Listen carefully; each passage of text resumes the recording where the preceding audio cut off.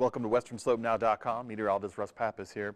We're seeing some clearing of the sky. If you were up early this morning, by the way, sunrise right around 5:05.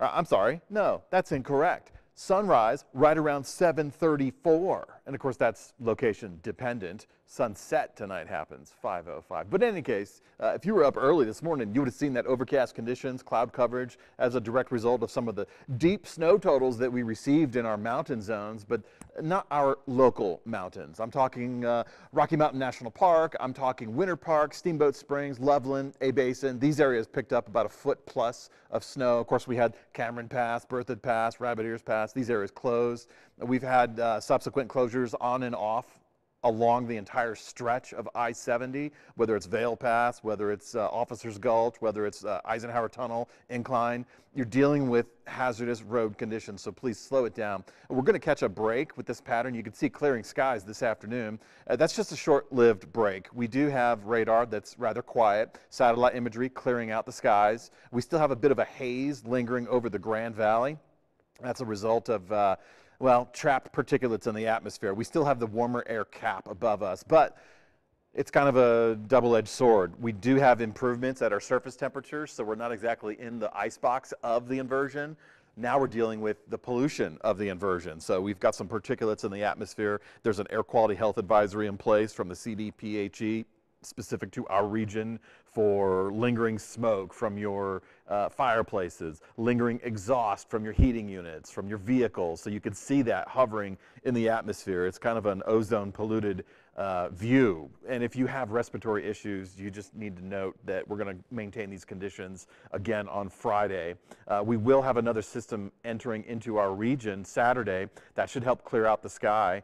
It'll also create an opportunity for some snow showers for Grand Junction and Montrose. Not looking at any accumulating snow, but this is the second system of the week. We're in this pattern now where we're dealing with these quick hitting systems that move in and out rather quickly, and there's not that prolonged period of extended storms like we had in December, remember? So right around the 4 o'clock hour, here we are at improved temperatures. These temperatures look to be improved by more than 10 degrees in some instances compared to yesterday. So while yesterday Grand Junction got into the 30-degree club, today we're in the 40-degree club. And as such, we're looking at our high temperatures pretty close to where they'll become official. Delta in the low 50s, Montrose in the upper 40s. So definitely these two counties have improved in the last 48 hours with the temperatures. We haven't had a whole lot of wind in these lower elevations. That's good. I only expect 5 to 15 mile per hour wind speeds. Top wind gusts should not exceed that for the next couple of days. That's the good news. Unfortunately, when you have wind speeds greater than 5 miles per hour, temperatures colder than 50 degrees, then you have wind chill. Now, as far as remaining storm, lingering storm, there's very little happening. Highlighted in the areas in pink, that's off towards our north. Winter storm warning will go for Routt County, the higher elevations of Routt County above 10,000 feet. That'll go through 11 p.m. tonight. There's a chance that could get pulled early. You'll notice the areas in pink, portions of eastern Eagle County, Summit County on your way into Denver. Those areas have a winter storm warning through this evening. So still just some lingering snow, but again, there's not much to it. When we look at the bigger picture, we are in exit mode. Any lingering showers should subside by sunset, certainly by midnight tonight. Now we look off towards the Pacific Northwest for our next incoming system. That's due to arrive Saturday morning, so we do look for an enjoyable Friday afternoon out of this. It'll look very much similar to what Thursday afternoon looks like. Mostly clear skies, thin high clouds, a little bit of that haze hovering over the valley locations. Not a whole lot of wind, but with that southwest flow ahead of the incoming cold front, that'll help with our temperatures also. We look early Saturday morning to get some snow in some of our central and northern mountain zones. That's above 10,000 feet. But once the front swings through by midday, then we look at an opportunity for Mesa County, for Delta County, for Montrose County to pick up a combination of rain and snow. The lower elevation we go, so the valley floor, anything below 7,500 feet, I think, I think anything below 65, let's just go with 65, that's Book Cliff height, if you know the Grand Valley. That's right around the Book Cliffs. Anything below that is going to be kind of a rain-snow mix. Anything above that, Glade Park, for example, the Roan Plateau, the Flat Tops, those areas should pick up some snow. Briefly, we're not talking about big accumulations, and it's not a whole lot of an opportunity because this system, again, quick hitting in and out.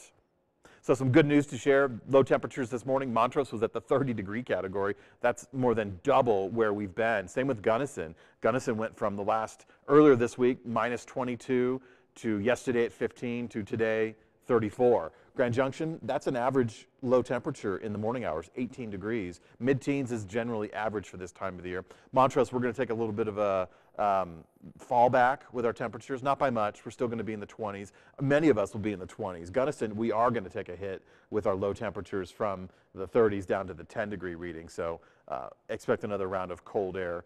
There's that temperature change anywhere on the order of 5 to 15 miles per hour, I should say, degrees. And then I was looking at high temperatures for Friday afternoon as we wrap up the work week. We should do so on a mild note. Unfortunately, we're going to be dealing with some inversions, some overcast conditions, especially in the Grand Valley. But other locations, I think everyone's going to have some temperature improvements. We look towards Saturday for that brief rain-snow mix opportunity. And we get into Sunday, Monday, and Tuesday with some colder temperatures. And that's where we'll stay, kind of plateaued right around the 40-degree mark, pretty close to the averages all of next week. It's going to be rather quiet, rather subdued weather for next week. Once we get into the following weekend, we may see a little bit of an active pattern returning. But we're starting to transition from, or I should say, into a less active storm pattern. And it'll be slow, but it will be noticeable because we won't have these weekly events. So next weekend's storm, that's still not officially in the books, but we're going to look and see what the data reveals once we get through this weekend. This upcoming weekend, not much. You should expect the usual road impacts, the travel impacts. And as always, when you encounter flashing lights on the side of the road, emergency personnel, first responders, tow truck drivers, anyone that's working a scene on the side of the road or the highway, especially the interstate, because interstates have higher speeds, please slow way down. It is the law, but please slow way down because it'll save a life.